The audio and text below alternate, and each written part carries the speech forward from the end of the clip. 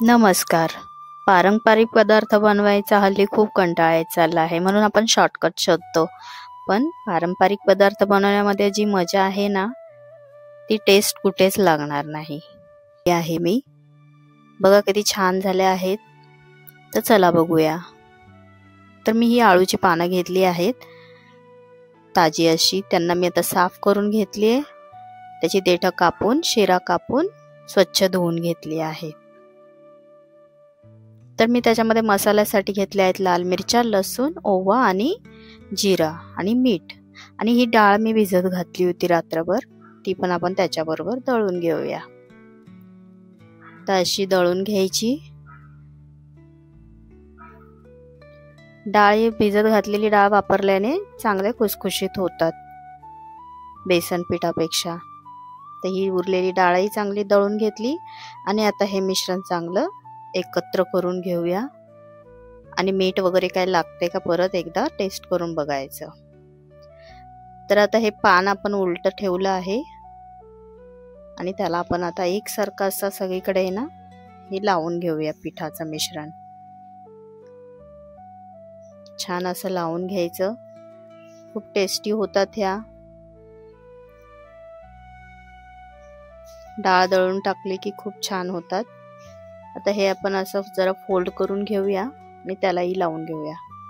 दोन्ही बाजूने फोल्ड करून घ्यायच्या, म्हणजे त्याचा तो मसाला बाहेर निघणार नाही.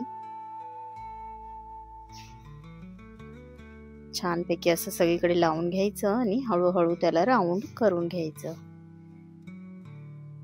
पारंपरिक गोष्टी बनवण्यात थोडा वेळ जातो खरा, पण ते खाण्याची मजाही काय वेगळीच असते ना.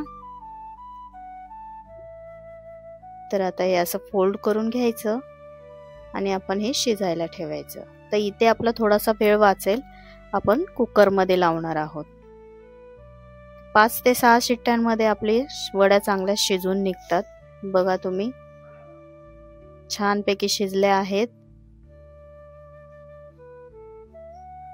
थोड्याशा नॉर्मल थंड झाल्या की कापायला घेतल्यात. बघा, सुरीला अजिबात चिटकत नाहीये, म्हणजे आपल्या वड्या छान शिजल्या आहेत आणि पूर्णही निघतायत कापून. त्याचे राऊंड बरोबर पूर्ण सगळे दिसत आहेत. बघा तुम्ही, हे बघा, पूर्ण राऊंड बरोबर आलेत, परफेक्ट. आता आपण हे पॅन मध्ये फ्राय करून घेऊया. जे लोक जास्त तेल अवॉइड करतात त्यांनी अशाही खाल्ल्या तरी चालतात, कारण त्या पूर्ण शिजलेल्या आहेत. फ्राय नाही केल्या तरी चालतील, पण फ्राय केलेल्या सगळ्यांना जास्त आवडतात. तर मस्त अशा कुरकुरीत होतात या. हे बघा, लगेच उलट्या करून घ्यायच्या. तर शिजलेलेच असतं, त्यामुळे त्याला काही वेळ लागत नाही, पटापट होऊन जातात.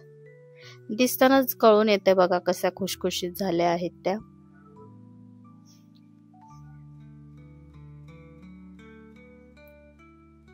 दोन्ही बाजूने मस्त शेकून घ्यायच्या.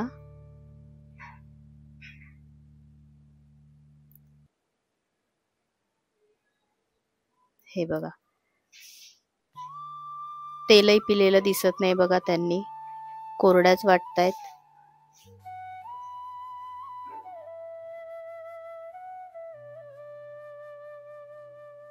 छान अशा कुरकुरीत टेस्टी आळू वड्या पारंपरिक पद्धतीने केलेल्या. तुम्हीही ट्राय करून बघा आणि आवडलं तर लाईक आणि सबस्क्राईब करायला विसरू नका.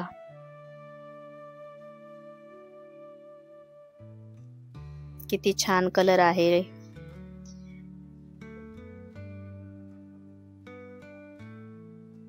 नक्की ट्राय करून बघा. धन्यवाद.